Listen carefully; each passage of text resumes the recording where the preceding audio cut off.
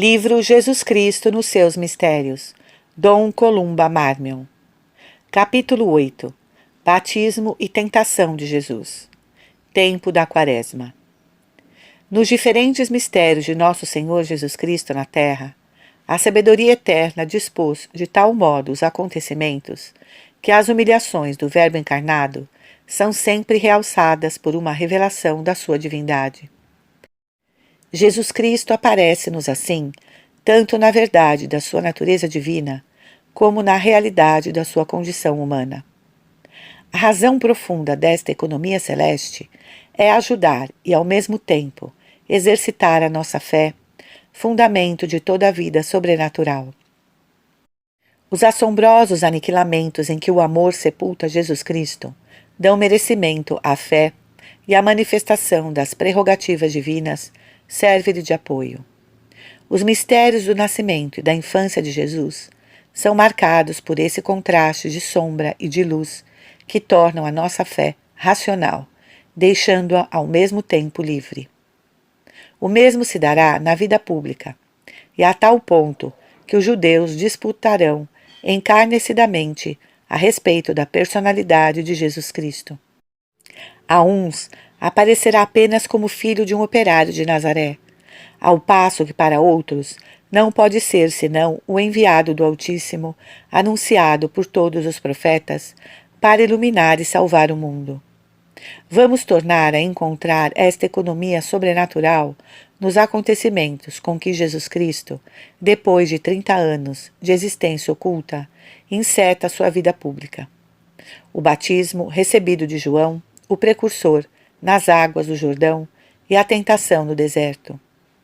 Contemplemos Jesus nestes dois mistérios estreitamente unidos. Veremos quão admirável é a sabedoria infinita nos seus pensamentos e até que ponto Jesus Cristo, nosso modelo, quer preceder-nos no caminho que devemos seguir para lhe sermos semelhantes. Jesus Cristo pratica um ato de profunda humildade, apresentando-se a João para receber o batismo da penitência. Sabeis que Deus estabelecera João, filho de Zacarias e de Isabel, como precursor, encarregado de anunciar aos judeus a vinda do Verbo encarnado.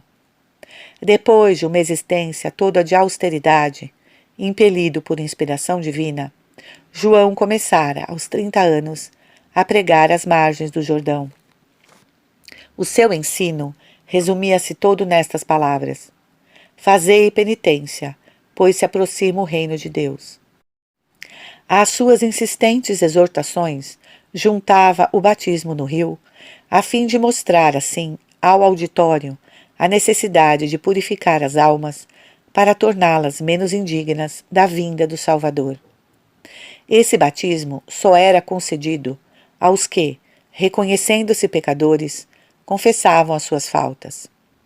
Ora, um dia em que o precursor administrava o batismo para a remissão dos pecados, Jesus Cristo, para quem chegara a hora de abandonar a vida oculta e manifestar ao mundo os segredos divinos, entrou no meio da multidão de pecadores e com eles se apresentou para receber de João a ablução purificadora.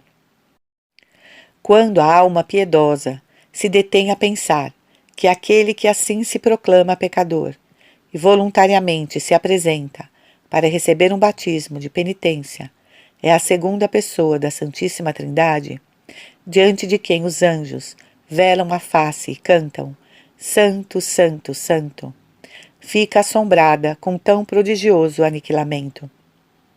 Diz-nos o apóstolo que Jesus Cristo é santo, inocente, sem mácula, separado dos pecadores. E eis que o próprio Jesus se apresenta como um culpado, a pedir o batismo da remissão dos pecados. Que mistério é este? É que em todos os seus estados, o Verbo encarnado desempenha duplo papel: o de Filho de Deus, em virtude da sua eterna geração, e o de chefe de uma raça pecadora, de quem possui a natureza e a qual vem resgatar. Como Filho de Deus, pode pretender sentar-se à direita do Pai, e aí fruir a glória a que tem direito nos esplendores do céu.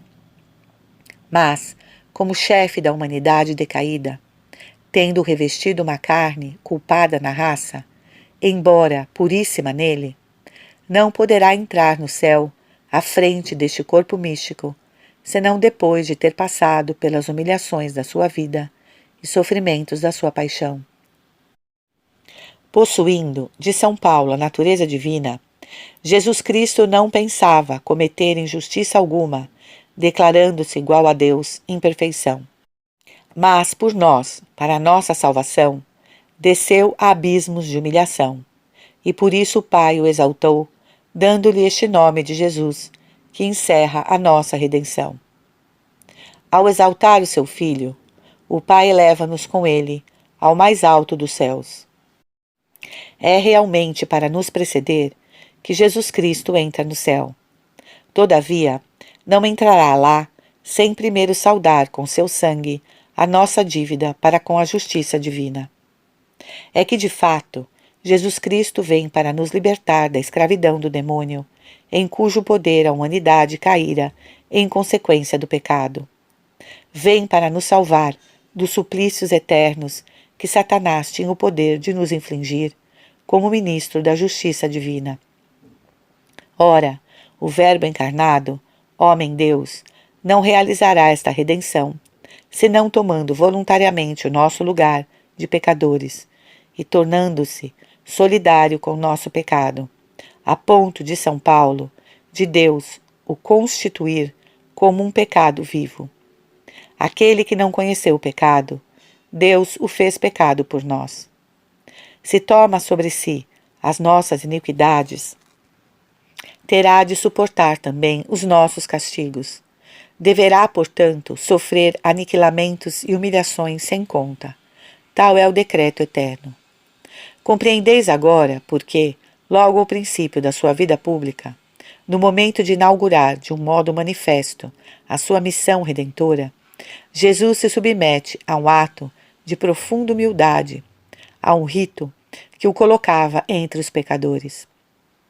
Mas, quando João, esclarecido do alto, reconhece naquele que se apresenta o Filho de Deus, aquele de quem havia dito: ele existe antes de mim, eu não sou digno de desatar os cordões dos seus sapatos, recusa-se energicamente a conferir-lhe o batismo de penitência.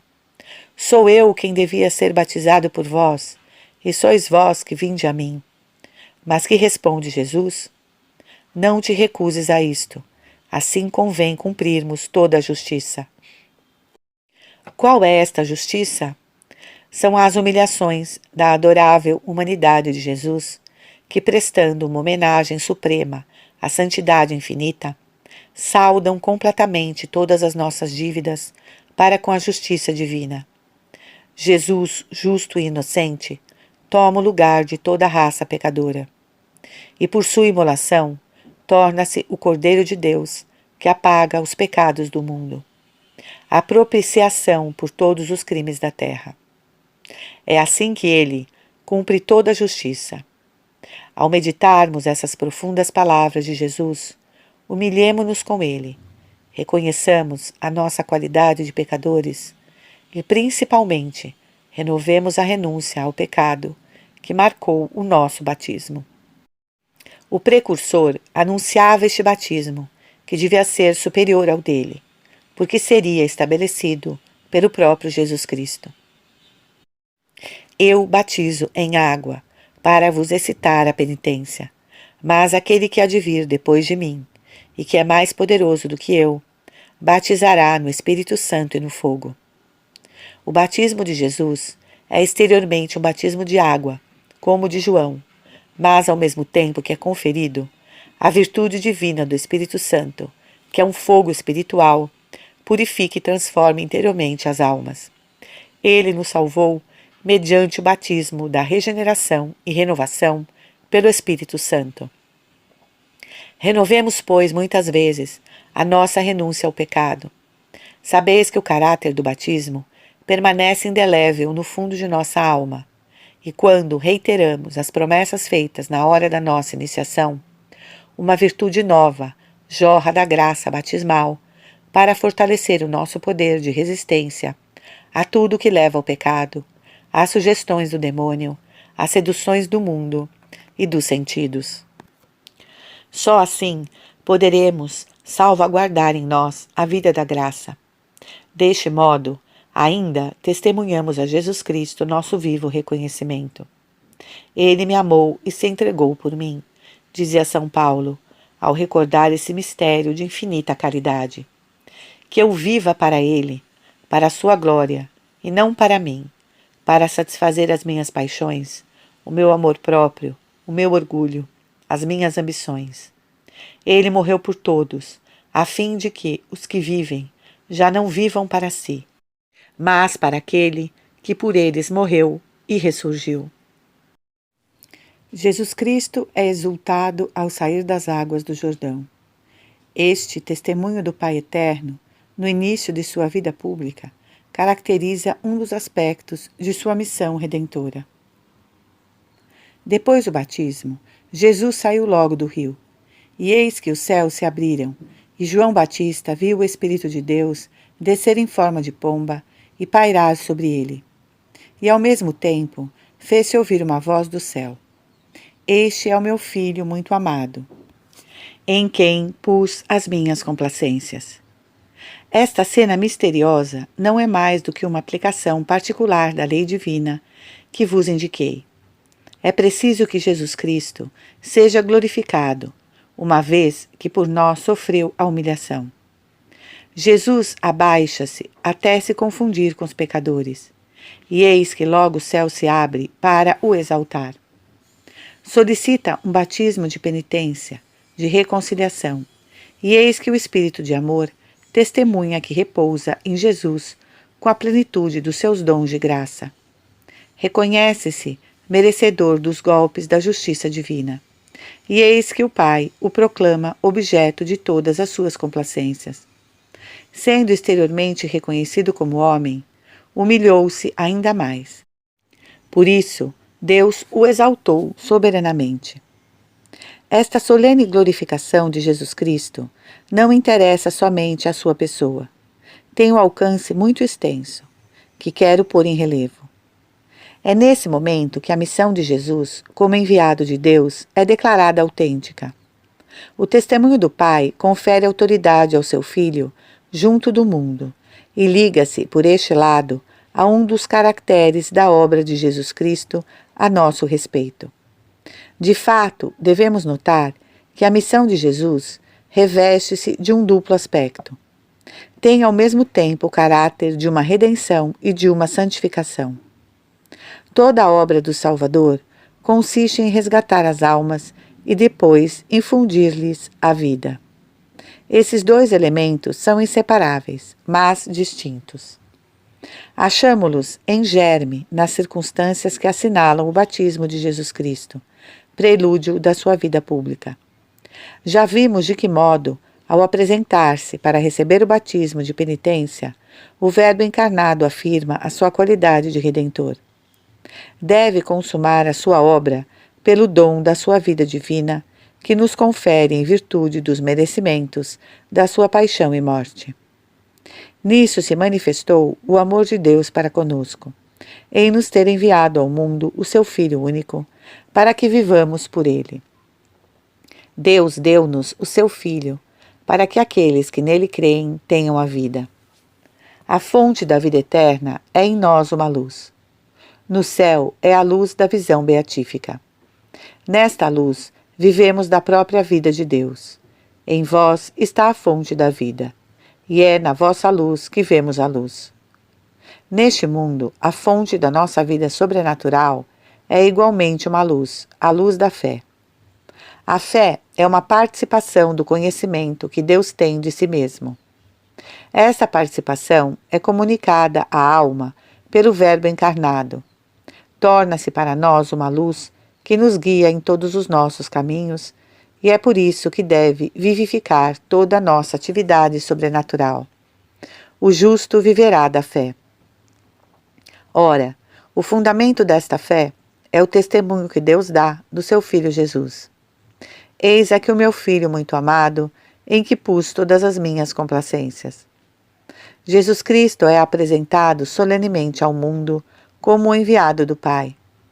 Tudo o que nos disser será o eco desta verdade eterna que ele contempla sempre no seio do Pai. O Filho único que está no seio do Pai foi quem o revelou. A sua doutrina não será sua, mas do Pai que o envia. Repetirá tudo quanto ouviu, e assim é que Jesus, no último dia, poderá dizer ao Pai: Pai, cumpri a obra que me confiaste, dei-te a conhecer ao mundo. As palavras do Verbo encarnado não produziram em todas as almas a luz que deve ser para elas o princípio da salvação e da vida. Ele é, sem dúvida, a luz do mundo, mas é preciso segui-la, se não quisermos andar nas trevas e quisermos alcançar essa luz eterna, que é a fonte da nossa vida no céu. Eu sou a luz do mundo. Aquele que me segue não andará em trevas, mas terá a luz da vida. Só aqueles que recebem o seu Filho são aceitos por Deus. Para ouvir com fruto a palavra de Jesus Cristo, é preciso ser atraído pelo Pai. Todo aquele que o Pai me dá, virá a mim. Aqueles que não são atraídos pelo Pai, não ouvem as palavras do Verbo. E se vós não as ouvis, é porque não sois de Deus. E quem são os que são atraídos pelo Pai? Os que reconhecem em Jesus o próprio Filho de Deus. Todo o que crê que Jesus é o Cristo nasceu de Deus. É por isso que este testemunho público dado pelo Pai a Jesus, depois do batismo, constitui a um tempo o ponto de partida de toda a vida pública de Jesus, Verbo encarnado, luz do mundo, e o próprio fundamento de toda a fé cristã e de toda a nossa santificação. Assim, este mistério do batismo de Jesus, que marca o início do seu ministério público, contém como que o resumo de toda a sua missão neste mundo. Pela humilhação que quis sofrer, recebendo este rito de penitência para a remissão dos pecados, prenúncio do seu batismo sangrento sobre a cruz, Jesus Cristo cumpriu toda a justiça. Desde este momento, rende as perfeições infinitas do Pai, ultrajadas pelo pecado, a suprema homenagem dos aniquilamentos pelos quais efetuou a nossa redenção. Em paga, abre-se o céu. O Pai Eterno introduz autenticamente o seu Filho no mundo.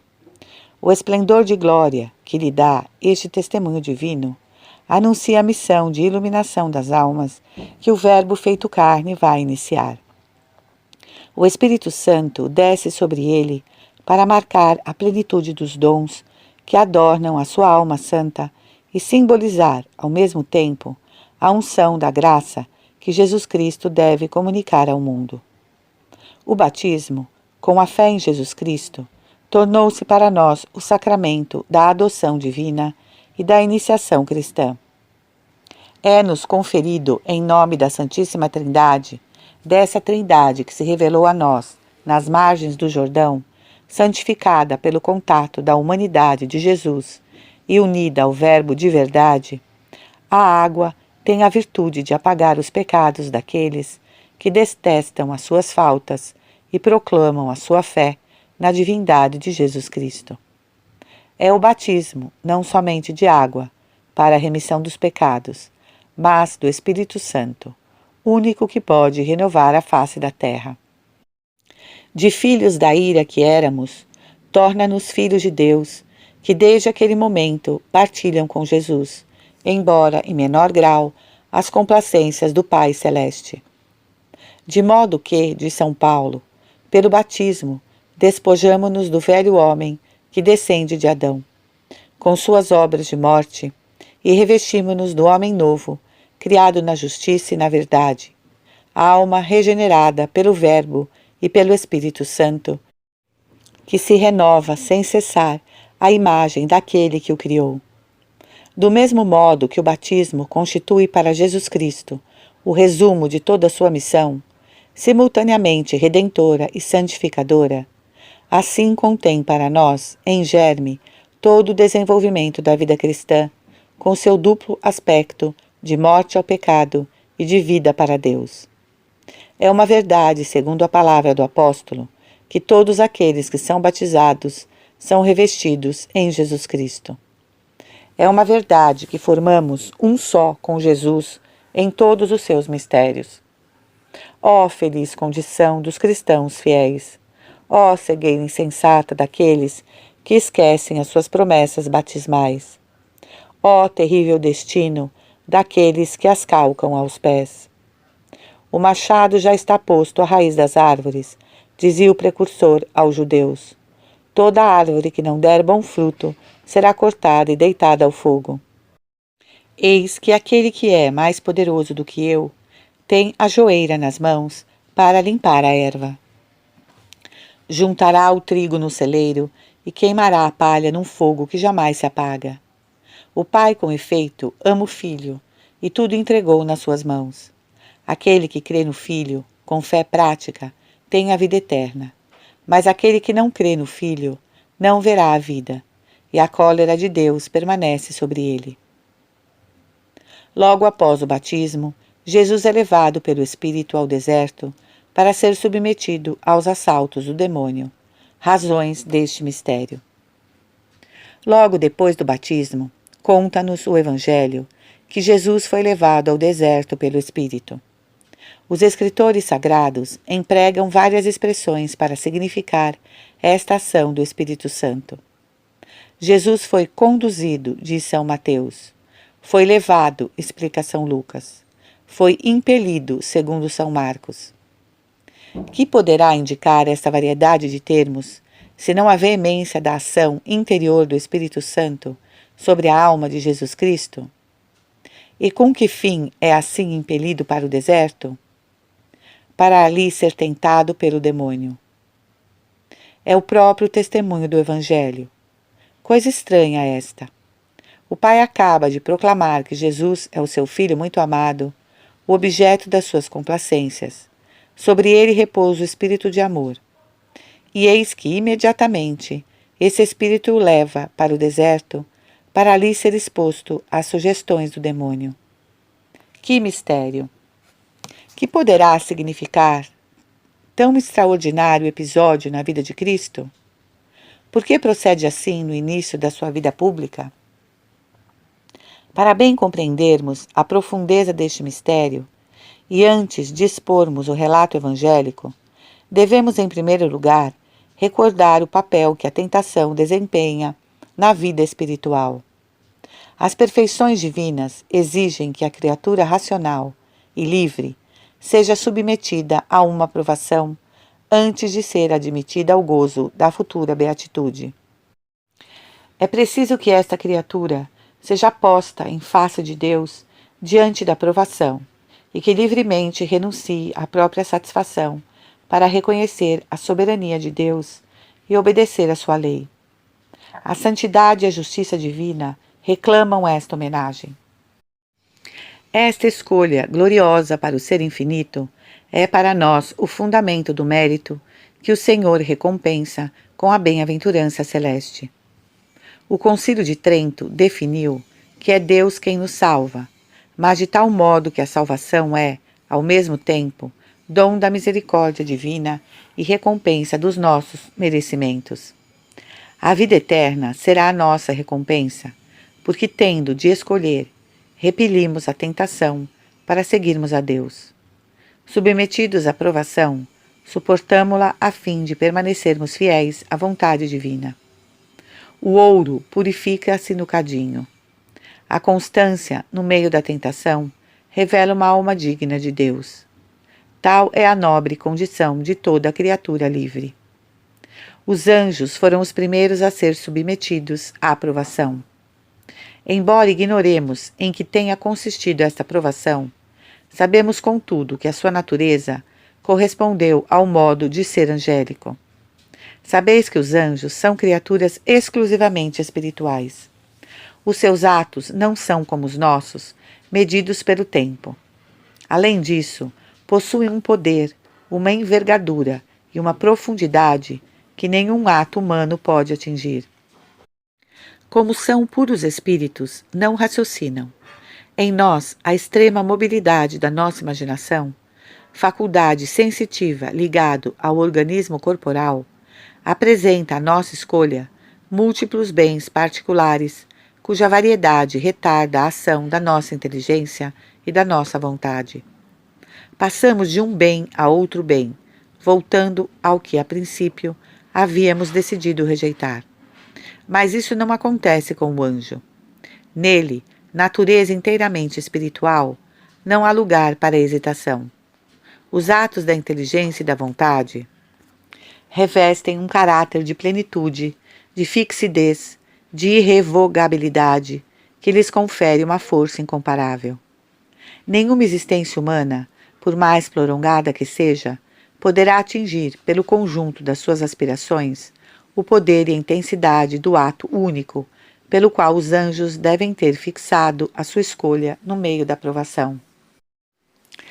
É por esta razão que a fidelidade dos anjos bons foi tão agradável a Deus, e é também por isso que o pecado de revolta dos espíritos rebeldes possui uma gravidade que não podemos avaliar e de que somos incapazes.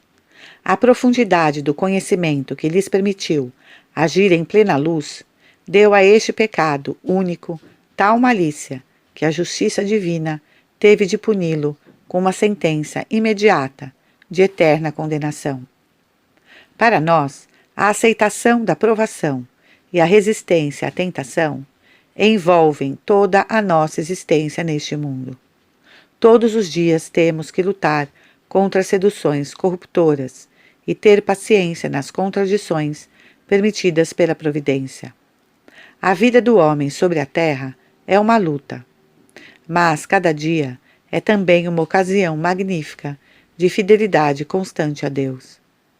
Uma alma que, desde a hora em que adquire consciência dos seus atos, até o instante em que se separa do corpo, nunca houvesse cometido uma falta deliberada, que colocada entre Deus e as solicitações suscetíveis de afastá-la dele, houvesse livremente optado sempre pela vontade divina, daria a Deus uma glória imensa. E por quê? Porque em todos os seus atos, essa alma proclamaria que só Deus é o Senhor. Feliz daquele que pôde violar a lei eterna e não a violou, que pôde fazer o mal e não o fez. Porque Deus o recompensará com magnificência. Entra, servo bom e fiel, entra na alegria do seu Senhor. O primeiro homem foi submetido à provação e vacilou, caiu. Preferiu a criatura e a sua própria satisfação a Deus. Deste modo, arrastou toda a raça humana na sua rebelião, na sua queda e no seu castigo. Por este motivo, foi necessário que o segundo Adão, que representava todos os predestinados, procedesse de forma contrária. Na sua adorável sabedoria, Deus Pai quis que Jesus Cristo, nosso chefe e nosso modelo, fosse colocado em face da tentação e, por sua livre escolha, dela saísse vitorioso, a fim de nos ensinar a vencer. Esta é uma das razões deste mistério. A outra razão, mais transcendente, que liga intimamente este mistério ao do batismo. De fato, que disse Jesus ao precursor, quando este se recusou a desempenhar o seu ministério de penitência para com ele? Consente por agora, porque é necessário cumprirmos assim toda a justiça. Essa justiça, como já vimos, consistia em suportar todas as expiações decretadas pelo Pai para a redenção do gênero humano. O Filho do Homem veio para dar sua vida em resgate por uma multidão. Desde o pecado de Adão, a raça humana é escrava de Satanás, e é das mãos do príncipe das trevas que Jesus a deve salvar. Foi para destruir o reino do demônio que ele apareceu na terra. É por isso que, depois de ter recebido o batismo, em que é apontado como o Cordeiro de Deus, que vem tirar o pecado do mundo e arrancar todo o rebanho ao poder do demônio, o Verbo encarnado entra em luta com o príncipe deste mundo. É por isso que o Espírito Santo o leva imediatamente para o deserto, como se fazia outrora com o bode expiatório, carregado de todos os pecados do povo.